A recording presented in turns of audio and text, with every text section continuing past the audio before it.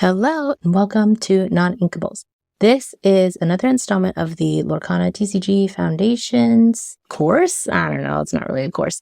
Just videos of things that I've learned that have been very, very helpful in making me a better Lorcana player. So the theme of this video is to quest or not to quest. That is the question we will be answering. And seriously, shout out to my entire team for teaching me more about this concept. Started out with Brian, who taught me basically, sometimes you don't quest. Sometimes it's better to wait.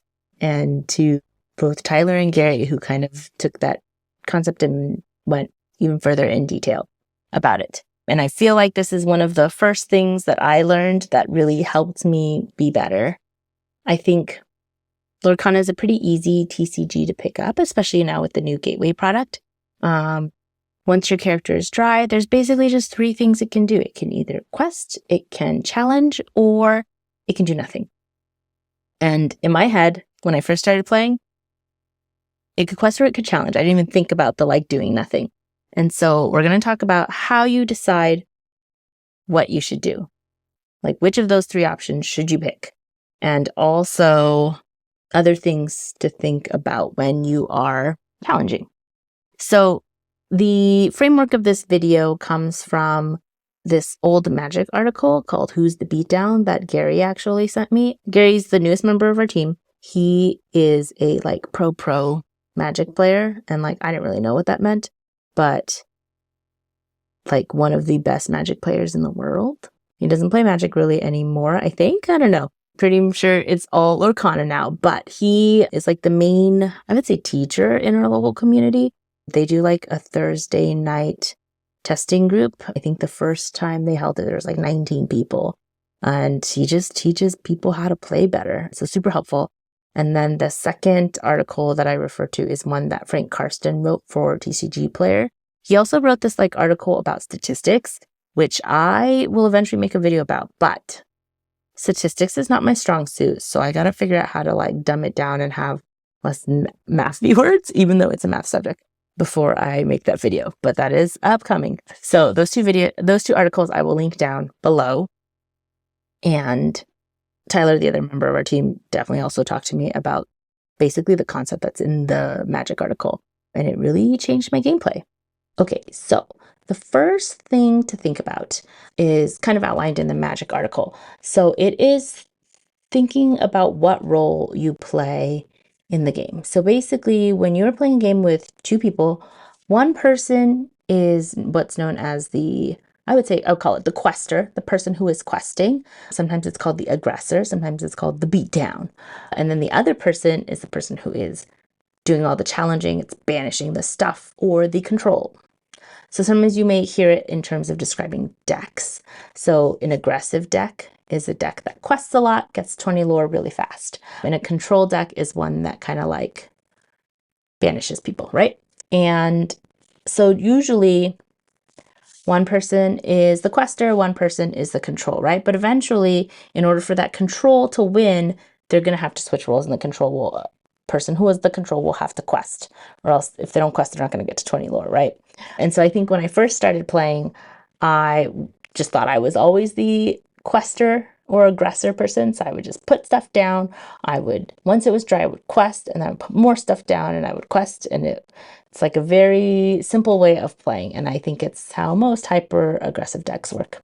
And then when I learned to play control, because I started playing red purple, I got very into oh, they're going to quest, I'm going to banish their character the minute they quest.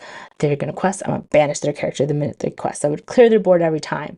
But in order for my characters to interact with their characters, they had to quest. So they're still slowly getting more lore, and I'm just banishing but not questing.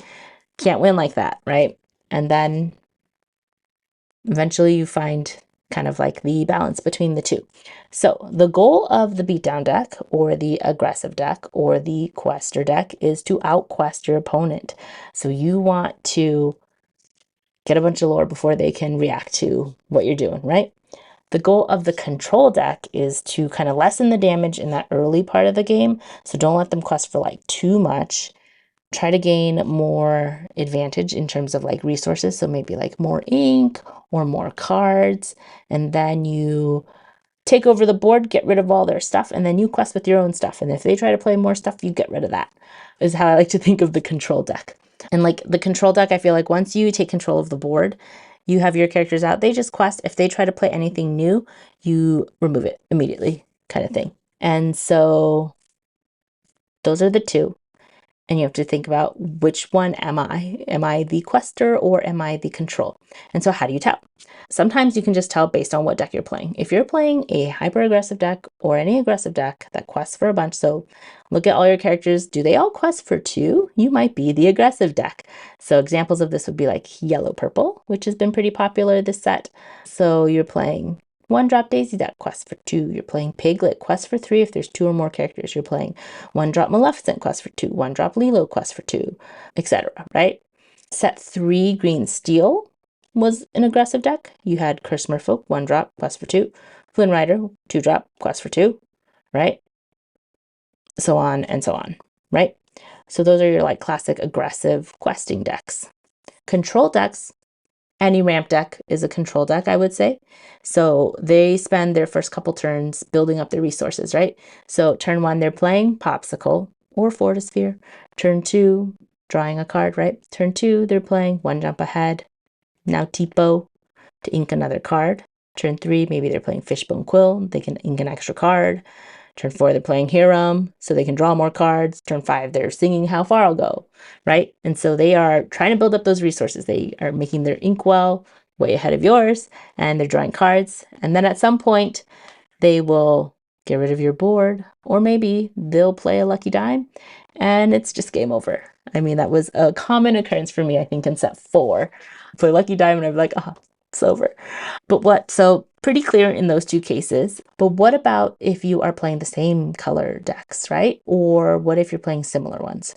So if you're playing the same color, like red purple versus red purple, usually the person who goes first is the quester, the beatdown deck, the aggressive deck that's just questing.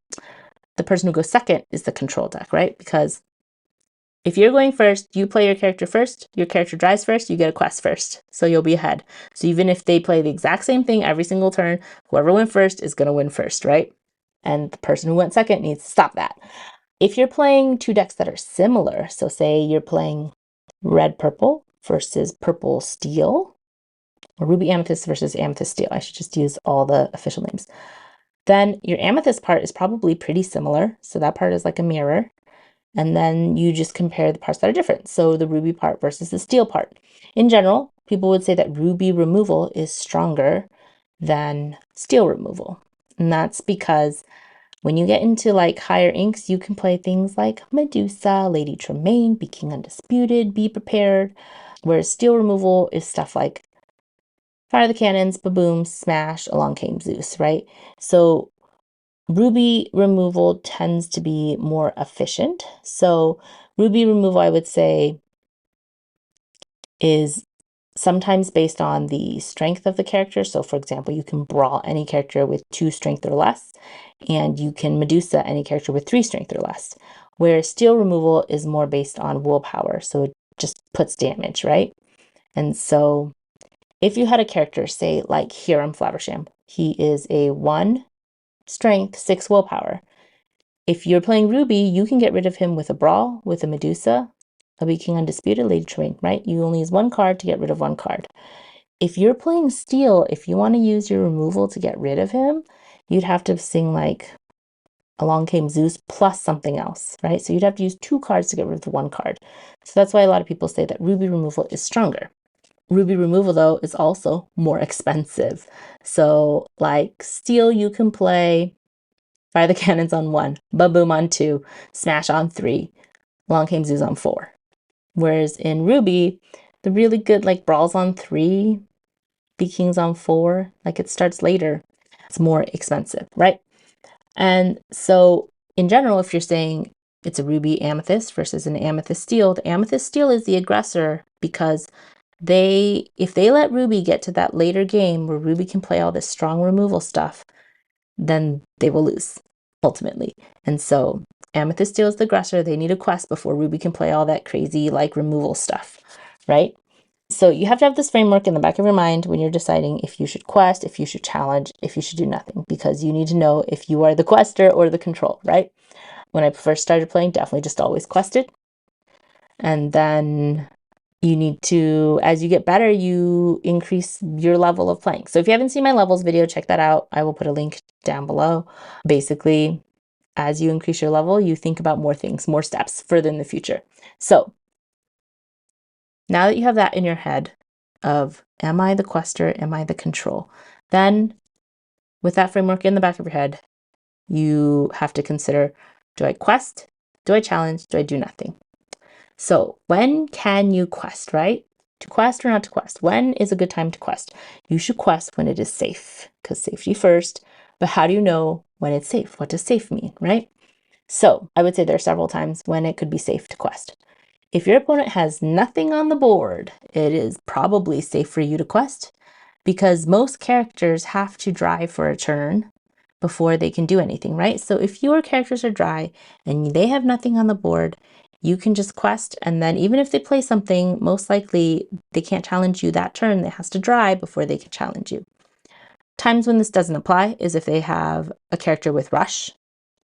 So if they're playing Ruby or Amethyst, Ruby has Maui that has rush. It has, I feel like it has a bunch of characters that have rush that I can't think of. Super Goof has rush.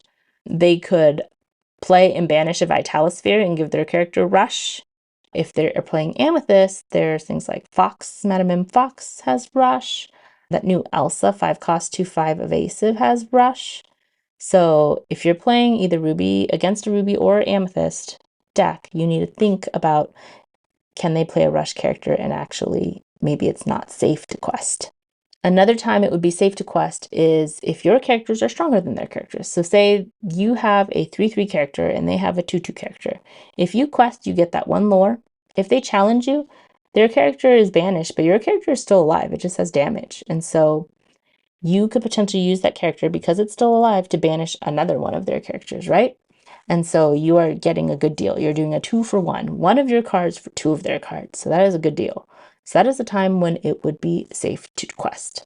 Similarly, kind of in the same vein of 2-for-1, if they have two characters, like one's a 1/1 and one's a 2/2, and you have a 3/3, so technically if you quest, they could get rid of your character, but they have to use two of their characters to get rid of one of your characters. That's also a 2-for-1 and a good deal, and you should probably quest. There are some other things to consider. So this part is a little bit confusing, I think, to describe, that I think about, and I don't know if it's correct, but if I'm playing against Steel, they have a lot of direct removal, right?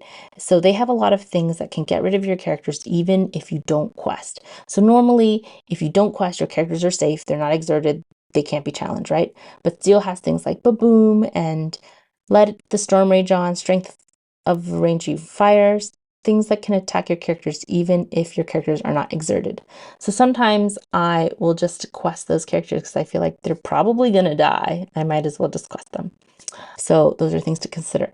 Another more advanced thing to consider if you're thinking about whether or not it's safe, right? So when you are practicing, say you're going to go play in set championships or in the challenge, it's good to know the other decks so you know what they could potentially play against you. So for example, if I'm playing against Ruby Amethyst and I know next turn they will be at 3 ink, right? At 3 ink, they have Madame Mim Fox that has rush, but Madame Mim Fox needs to bounce a character in order to be played. So if they have nothing on board, I know I'm safe to quest because they can't play that Madame Mim Fox because they have nothing to bounce. But if they have a character on board, I am not safe to quest because they could easily bounce that character they already have out and play Madame Mim and then rush into my character, right? So that is one thing to think about. And then, like, if they're on turn 5, they could play Maui. Another thing to think about is if they're playing Amber Steel and they have singers in their deck, they can play songs earlier than you would normally be able to play them. So, for example, if they played a 1-drop Cinderella and they're going first, if you play a character that has only 2 willpower, their 1-drop Cinderella can sing a 3-cost song, Let the Storm Rage On, and banish your 2 willpower character, right? So you basically wasted a card.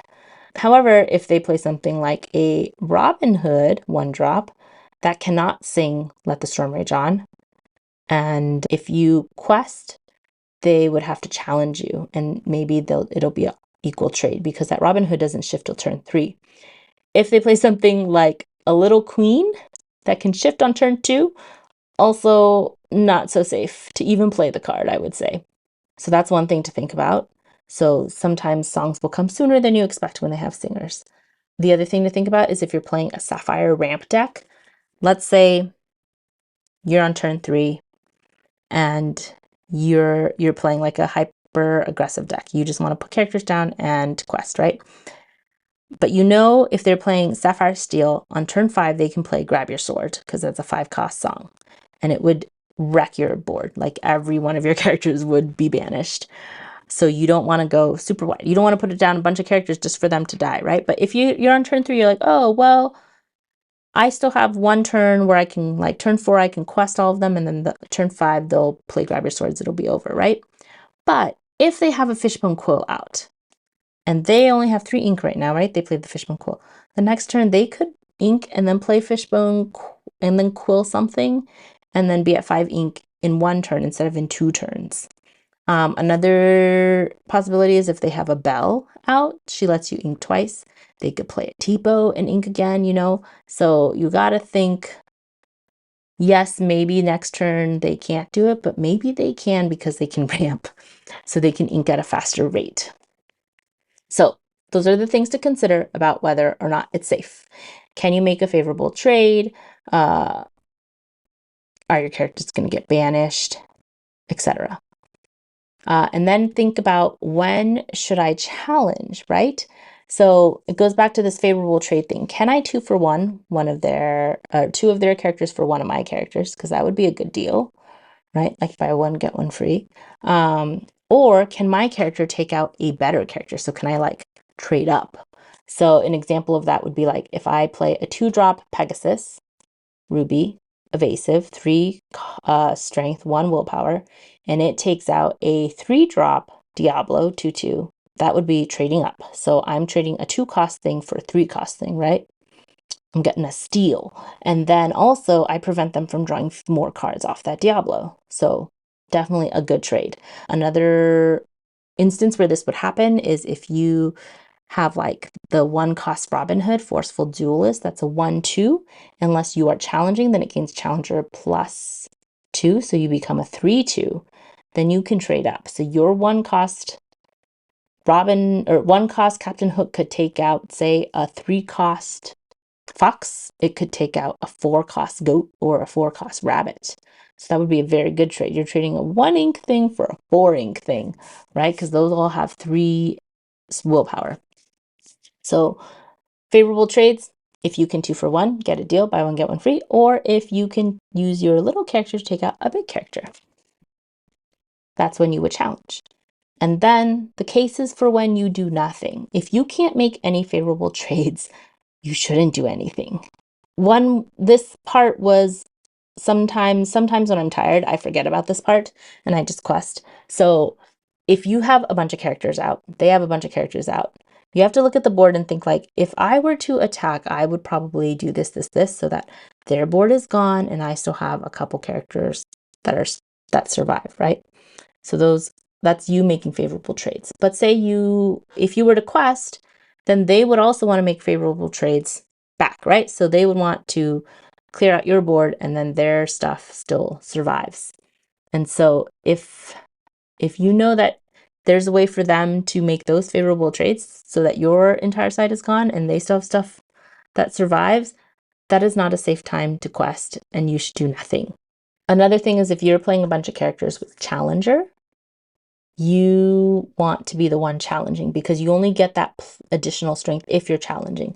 So it's all the characters with Challenger, but another thing to think about is if you have a damaged Tragic Beast, he basically has Challenger +4, right? Because he's normally a 3/5, and if you're exerted, they challenge you, he's a 3/5, even if he has damage. But if you're challenging them, he becomes a 7/5. He could take out a castle on his own, right? So he basically has Challenger.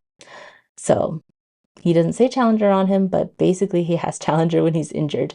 And I think this whole stalemate thing, like what really helped kind of cemented in my head was playing sealed and playing limited, because in sealed and limited, usually it's limited to like one set. And so there's not a ton of direct damage cards, especially in these later sets, right? And so the only way for you to get rid of your opponent's stuff is to challenge. And so a lot of times it's just like there's not a lot of good trades. And so nobody does anything. Everybody just kind of like puts down characters and passes until someone has to make a move. So usually somebody gets like a bodyguard down and then they can quest behind safely. So like, especially last set, Chenpo, all-star and sealed. You put that big boy down, he's like a 5/7. They got to use multiple characters to deal with him, and all your little people are just safe to quest behind him. Another thing is if they put down a location that gains lore passively, you have to deal with that, right? So if you guys are in a stalemate and you do nothing, and then they put down a location that just gets one lore each turn, if you guys continue to do nothing, they're just getting one lore each turn, you're getting nothing, they're going to win. So you got to deal with that. So you got to start challenging into that location, right?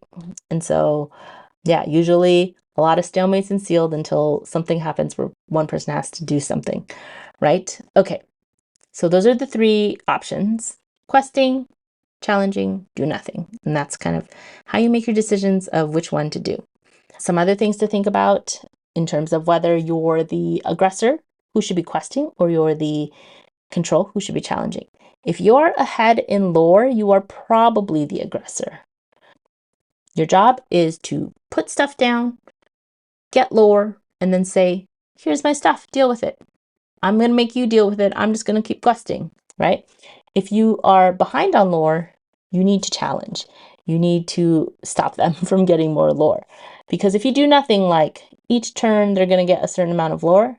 And in so many turns, they're going to win. They're going to get to 20, right? So that is what's kind of known as like the lore clock. So basically, they're putting like, I think of it as like dynamite, like they've burned the little thread and it's getting closer to exploding because they'll get to 20 lore. And so they've lit the wick and you're on a time crunch, right? So by challenging and banishing their stuff, you're like cutting that wick and you're like, stop, right? I'm stopping you here. Now it's my turn to quest. And so some decks will exploit this like lore clock thing, and they'll do what a lot of people, if you watch videos online, they'll call it like speeding up the clock or putting you on a time clock or something like that. And basically they'll play stuff like Sorcerer Spellbook, they'll play flutes, they'll play locations that get passive lore. Basically things that will get you lore even if you don't quest. So sometimes like a Flynn Rider, the 2-drop frenemy 2/2. But if you have the strongest character, you get 3 lore each turn. So then you're putting the pressure on. You don't even need a quest. You can get 3 lore each turn, even if you just have the strongest character. I'm going to go off on a little tangent, just a warning. I was thinking, what if you play a weight set deck? So this would be Ruby Steel. Weight set is a steel card. When you play a character 4 cost or more, you can pay 1 ink to draw a card. So that's your card draw engine. And then because you need that 4 strength, you are playing a bunch of very strong characters, right? So likely your characters will be the strongest character compared to your opponent. So you combo that with a card like Sword Released, with Maximus, and with Flynn. I don't know if this would actually work, but say you have the strongest character and you have a Flynn out, so you would get 3 lore from Flynn. You have a Maximus out, it's a new card from set 5. You get 2 lore from Maximus, and then you have the Sword Released, which is also a new card from set 5, and you get 1 lore, and your opponent will lose 1 lore. So you are gaining 6 lore, your opponent is losing 1 lore, so you're up a net 7 lore. It takes a lot for all these combos to work, so I don't know if that would actually be like a deck that works. And then you could add Li Shang Valorious General, and then all of your very strong characters can also quest for an additional lore. It'd be crazy. Okay, so tangent over. The next thing you can do is to exploit overwhelming numbers. So this is like if you are playing a hyper aggro deck, you have a bunch of cheap characters that quest for a bunch of lore, right? Like 2 each usually. Let's say you have 4 of those out because you played, right? You have 4 of those out, and then your opponent only has 1 character out. you should just quest with all 4 because you get 8 lore. Your opponent can only challenge one of your characters, so you would go down to 3. Next turn, you quest for 6 without playing anything new. You definitely should not just quest one character at a time and let your opponent pick off your one character. You're missing out on all that, what I would call like free lore, because it's safe because it's not attackable, because your opponent only has one thing to attack with, right? Of course, you got to worry about bounce characters that have rush, or if you're playing against Ruby, they might be playing that Scar Vicious Cheater that every time he banishes a character, he can ready again, so he can attack multiple times. The other thing to worry about is if they're playing something that can do damage to multiple characters, so something like Giant Tinkerbell. When you play the character, everybody gets 1 damage. Gnarly. Also, when Tinkerbell banishes a character, you can deal 2 damage to another character. And so maybe you're like, oh, I'll just quest with this one because it's safe. And then Tinkerbell will take it out and then put the 2 damage on your other character, and then that might banish your other character. Other cards that do something like that is like there's a Namari card where when she deals damage to one character, she can deal the same amount of damage to another character. Aerial Sonic Warrior when you play a song. The Mulan Shift also does damage to multiple targets. So just things to think about. And then you always need to think, the other thing is you always need to think about when your opponent is going to get to 20, right? So when will they have lethal on board? Essentially next turn, if they quest all their characters, they can get to 20. If you have lethal on board, you're basically saying to your opponent, can you deal with my board? Can you get rid of these things? If you can't get rid of them, I win. If your opponent has lethal on board, they're asking you, can you get rid of my stuff? If you can't, then sucks for you. Sometimes there's what I would call hidden lore. So maybe based on what they have out on the board, if they quest next turn, they're not quite at 20. Maybe they only get to 18 or 19 cards in secret lore. So things like Goat in Amethyst, you play the character, he gets a lore. You bounce him, you get 2 lore, right? So once you get to like 13 or 7, once you get to like 17 or your opponent gets 17, you could do Goat, bounce, Goat, bounce the Goat, replay the Goat. That's 3 lore right there. Easy peasy. Now with this new Gathering Knowledge and Wisdom card, you pay 2 ink, you get 2 lore. So if they're at 18, they just top deck that card, they win. Which happened a lot when I was playing Hyper Aggro. My opponents would do all this stuff to clear my board, and I would be at 18 lore, and I'd be like, sorry, I'm just going to get 2 lore. Other things to think about are like Lucky Dime, right? So they don't have to quest. They can just put down a character. Let's say they put down an Ariel, and they have more items than you. Boom, Lucky Dime, 5 lore, right? A common combo before was Bell, Lucky Dime, so you need 13 ink. You can play Bell, you play Lucky Dime, you tap 2 to activate Lucky Dime, and you get 5 lore. If they have a bunch of items out and they have a Lucky Dime as one of their items, they play a Tamatoa. I did this today. I had a ton of items out, one of which was a Lucky Dime. I played a Tamatoa. I Lucky Dime my Tamatoa. He didn't have to quest, and they win. So you got to really think about the lore clock in terms of what they have on the board, but also there's a lot of hidden ways to get more lore. So you got to think about that too. And so that is pretty much it to summarize. Number 1, figure out, are you the quester or are you the control? So are you the aggressor, the beatdown, the quester? Is your job to quest? Or is your job to stop them from questing, build up your own resources, and then clear their board, and then you become the quester, right? Do you quest now or do you quest later? And then how do you decide what to do with your characters? You can quest when it's safe. You can challenge if it's favorable. If you can't do either one, don't do anything. Stay safe and unexerted. Caveat to that, if they're playing steel removal, might change your plans a little bit. If you're ahead in lore, you should quest. If you are behind, you should challenge. Okay? And then just think about that lore clock. How many turns is it going to take for them to win? What is their win condition? What do they have to do to win? So, for example, if they're playing Tamatoa Lucky Dime, sometimes their win condition is just to play those 2 things and have a bunch of items, and then they win. Sometimes, if you play, say, okay, so this happened to me. They play Amethyst Steel. They're playing a Jafar deck. They're playing that Jafar where every time they draw a card, they get a lore. So let's say they have 3 little Jafars out, right? They have like the 3/2 has evasive on his turn. They have like the Lamp Thief, whatever. They have Dreadnought. They have 3 Jafars out. And you're like, oh, these Jafars can quest for 3 next turn. Not scared. However, if they were to shift these Jafars to that big Jafar and then sing, say, Whole New World, sing Friends on the Other Side, all of a sudden, they can get like 14 lore or more in 1 turn. And so you better get rid of those little Jafars. And so I think there were 2 people in our locals that played that Jafar deck. And I got so scared of Jafar. Anytime they played Jafar, I'd be like, no, getting rid of it. I think I once played it whole be prepared just to get rid of 1 Jafar. And thank goodness I did, because they were going to shift it and sing Whole New World. And then if they top deck another Whole New World, just hard cast it, game over, So things to think about. And that is it for me for this video. Hopefully it was helpful for you. It was definitely like a mind-boggling, mind-blasting, changing how I play kind of concept for me. And I will continue to make these videos as I learn more things about how to be better so I can share with all of you. And as always, keep shuffling. Hopefully you don't end up with a whole handful of non-inkables like me. All right, bye.